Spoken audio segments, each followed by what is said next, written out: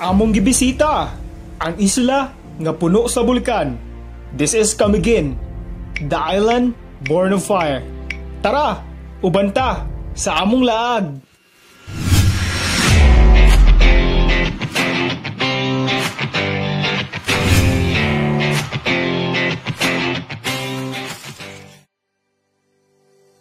Ang probinsya sa Camiguin kay naaray 64 kilometers nga circumferential road. Mao ni ang ikaduhang pinakagamay nga probinsya diri sa Pilipinas. Pero bisan gamay ra ni, daghan ni sila gipasigarbo. Puno ni sa kasaysayan ug natural nga laaganan. Mao usa ni sa gibantog nga destinasyon sa kadaghanan. We came from Cebu, and to get there, pwede ka mag-eroplano or magbarko. Since nagdala mi og motor, barko ang among option. Una namong gisakyan kay ang pinakadakong barko sa Pilipinas. This is Tugo MV Maligaya. This trip will take 8 hours heading to Cagayan de Oro.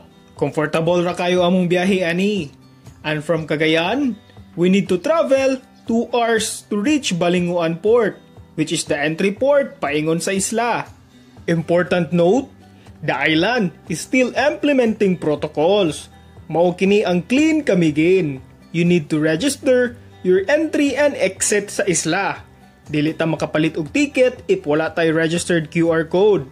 Ang pliti sa motor dinhi is 1,000 pesos and 360 pesos para sa pasahero. And it will take approximately 1 hour to reach the island. Adunay 7 ka bulkan ang isla. Usa na ini ang Mount Hibok-Hibok nga gibantog nga aktibo. Sa layo pa lang, maka-excite gyud nga makita nimo ang isla nga murabag puro bulkan. Pero mao kini ang nagpurma ug nagpadayon og hulma ining islaha. Upon entry, need ta moagi ani ilang tourism office to scan your QR code. Finally, we reach Camiguin. Maong atong istoryahan kung unsay pwede mabuhat dinhi. Main transportation nila diri is tricycle.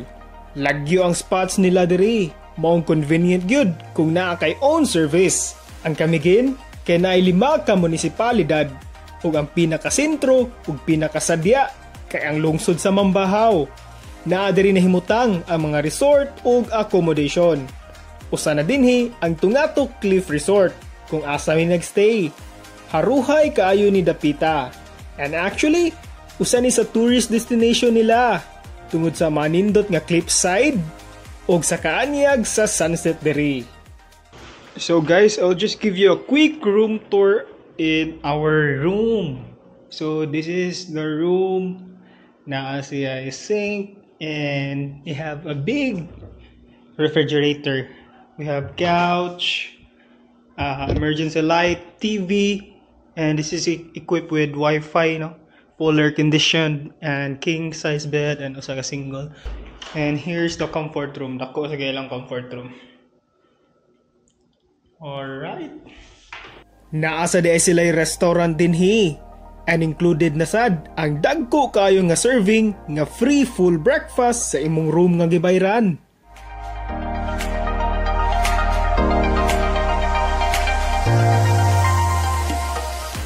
Una namong giadtuan kay ang pinakataas nga waterfall nila diri. Kini ang Katibuasan Falls. Naani sa lungsod sa Mambahaw na himutang ug naani katas-on nga 70 meters. Entrance fee here is 75 pesos. Sa tinuod lang, usa ni sa pinakatinaw nga tubig sa waterfall nga among nahimamat. Perfect kaayo ang kabugnaw ini sa init nga panahon dinhi.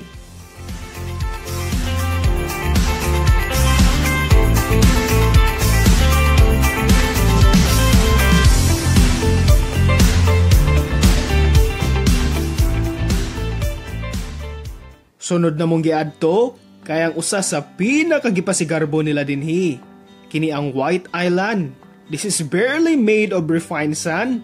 And interestingly, mag-usab-usab ang porma ani. Depende sa hangin ug panahon.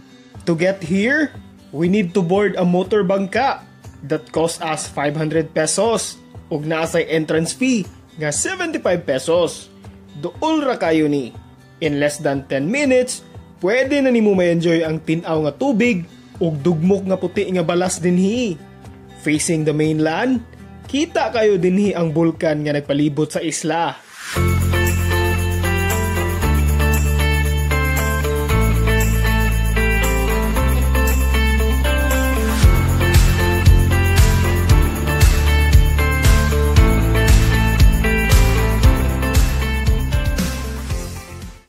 This next destination is surely familiar to you. Mao ni ang landmark sa Camiguin, the Sunken Cemetery. As they say, don't leave the island kung di nimo mabisita. Quick history lang ani, when Mount Vulcan erupted, nalubog sa tubig ang lungsod sa Catarman. Apil na ang ilang sementeryo. That cross is actually built to commemorate the people who lost their lives and the town of Catarman. We need to take a short boat ride to reach the cross and pwede sad ka maka-snorkeling to see the Sunken Cemetery nga gitubuan na gyud og mga corals.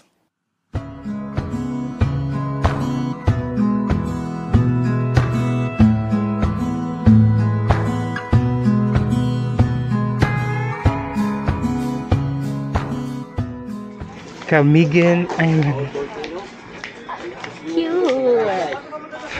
Unahan lang ani, makita sad ang old Spanish church ruins. Usa sad ni sa nilubong pagbuto sa Mount Vulcan. Ang nagpabili na lang diri is ang upper part na lang sa simbahan. Kaning sunod nga destinasyon will surely freshen you up. Since this is a volcano island, abunda gini sa mga bukal. Usa sa sikat nga liguanan diri ang Santo Niño Cold Spring. Grabe ka tinaw ang tubig. Dili sad gyud ingana kabugnaw nga magkurog ka. Pero refreshing gyud ang tubig din.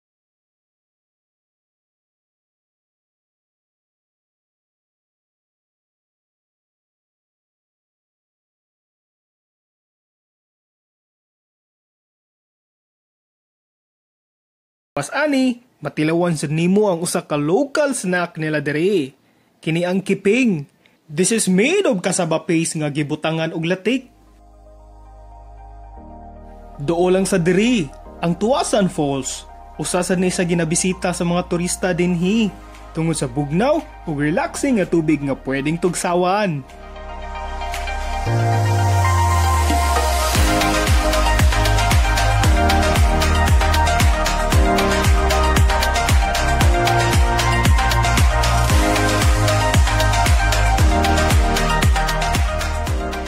Ug ang last na mong gilaagan kay ang pinalangga nila nga Mantigi Island. To reach there, adto ta manukad sa lungsod sa Mahinog. We need to pay a boat ride that costs us 750 pesos og entrance fee nga 100 pesos. Medyo layo ni. It will take approximately 20 minutes to reach the island. This is a protected area na ay marine sanctuary diri. This island is covered with trees, which is also nice kay naay mapalandungan. Malipay gid ka sa katinaw sa tubig dinhi. Mingaw sad kayo pag anhin mo. Mong na-enjoy gid ni namo nga experience.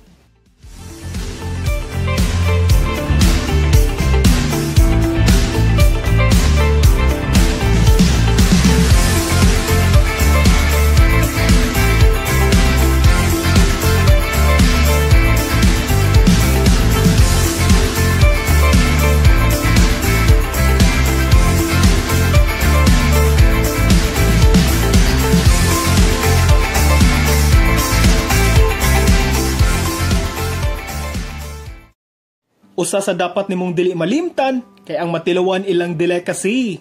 Mao ni ang pastil. Anhini mapalit sa John Deep Bakery. Usa ni sa oldest ug sikat nga bakery nila diri sa Mambahaw. Camiguin, the island born of fire. Tinuod gyud nga nagkayo ang kanindot ining islaha. Makabilib usab kung giunsa nila pagprotektar ug pag-atiman ang ilang bahandi dinhi. Mong makaingon yun ko, nga Camiguin will surely back again. Unya, diri na lang kutob among istorya. This is Clyde. Kita-kita na sad ta sa next laag. Bye-bye!